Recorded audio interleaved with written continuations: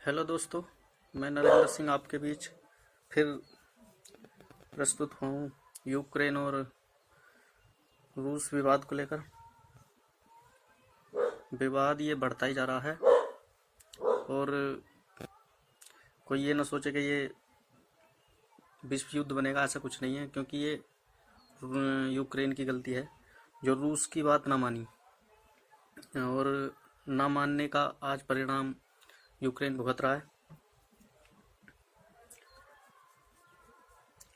और इतनी गुस्साए रूस यूक्रेन पे इतना भारी पड़ रहा है, ये बात समझ आपके कुछ आ रही होगी, कुछ नहीं आ रही होगी, लेकिन मैं आपको बताऊंगा पूरी विस्तार तरीके से।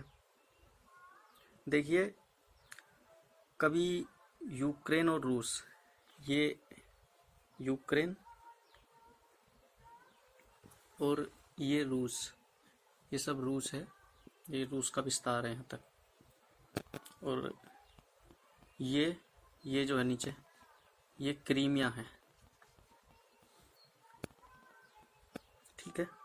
और यहाँ ये डोनेस्क है और यहाँ है ये लुहांस्क, ठीक, ये जो है। और यहाँ से ही रूस ने प्रवेश किया है इसमें। और क्रीमिया जो है, ये क्रीमिया का 2014 से ही, ये जो क्रीमिया है, ये वाला क्रीमिया का 2014 से ही रूस का कब्जा है इस पर। और ये काला सागर है और ये अजोव है, ये बीच में कर्च जोड़ता है इनको, अजोव और काला सागर को। मेन टॉपिक है हमारा इनों का विवाद। अब इसको हम समझते हैं, ये इतना विवाद क्यों है। देखिए, जब यूक्रेन अपना अलग देश बन गया तो रूस भी चाहता था कि यूक्रेन हमारे संरक्षण में रहे, हमारे साथ रहे। लेकिन यूक्रेन रूस के साथ ना होकर यूएसए के साथ हो गया और उसने बोला कि हम नाटो की सदस्यता लेंगे। और नाटो के बारे में आपको कुछ बता दूं मैं। नाटो की स्थापना 1949 को, और इसका जो है मुख्यालय ब्रुसेल्स बेल्जियम में है और इसमें 30 देश हैं। बात यहीं बिगड़ी। और कुछ और इम्पोर्टेंट्स बता दूं मैं आपको।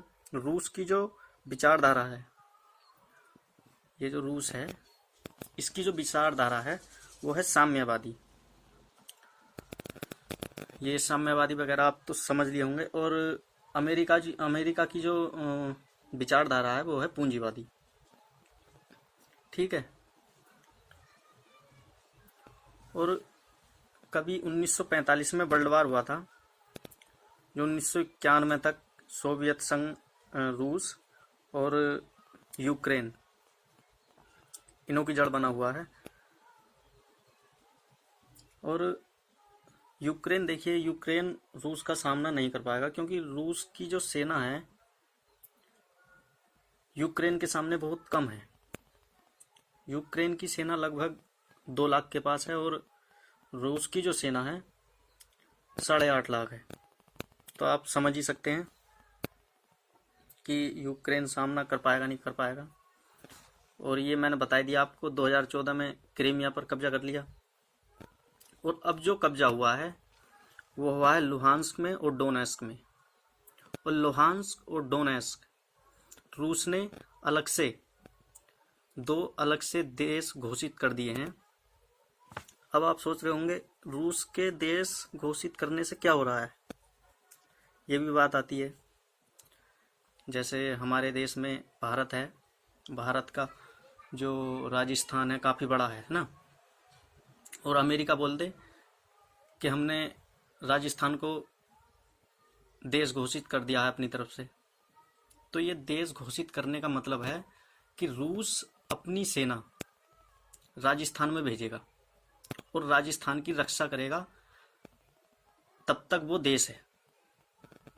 तो वैसे ही ये जो है, ये सब देश घोषित कर, ये कर दी हैं अलग अलग दो। और ये डोनेस्क लुहांस्क को देश मानता है और लुहांस्क डोनेस्क को देश मानता है। ठीक है, इतनी बात समझ में आई। और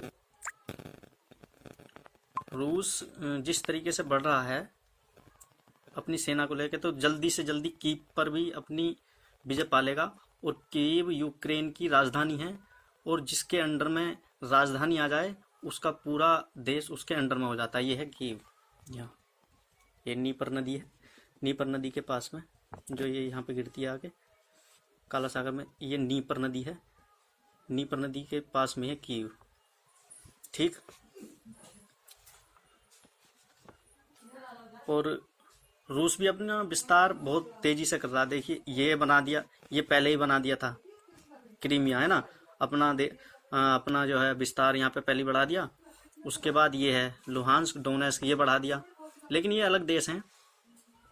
उसके बाद इधर से प्रवेश किया इन्होंने और कीव पे जो है अपना कब्जा कर लिया। अब ये यहाँ और यहाँ और यहाँ हर जगह रूस के जो सैनिक हैं, और रूस ये चाहता है यूक्रेन के जो सैनिक हैं वो उसे अपने अंडर में लें, देश को, ना कि जो देश का रक्षक होता है, जैसे हमारे देश के रक्षक पीएम हैं, उसी प्रकार हमारे देश के रक्षक इसे यूक्रेन के जो रक्षक हैं वो ना चला करके सैनिक चलाएं। अब आपको मैं कुछ और बताऊंगा। अमेरिका ने बोला था कि यूक्रेन से बोला था कि अमेरिका ने कि आप नाटो के सदस्य हो जाएं और हम आपके हर एक इंच की रक्षा करेंगे, लेकिन सेना खड़ी नहीं करेंगे। भाई एक बात बताइए, जो व्यक्ति नाटो का सदस्य होने के लिए तो बोल रहा है लेकिन सेना नहीं खड़ी करेंगे, तो वो रक्षा कहाँ से करेगा? सोचने वाली बात है।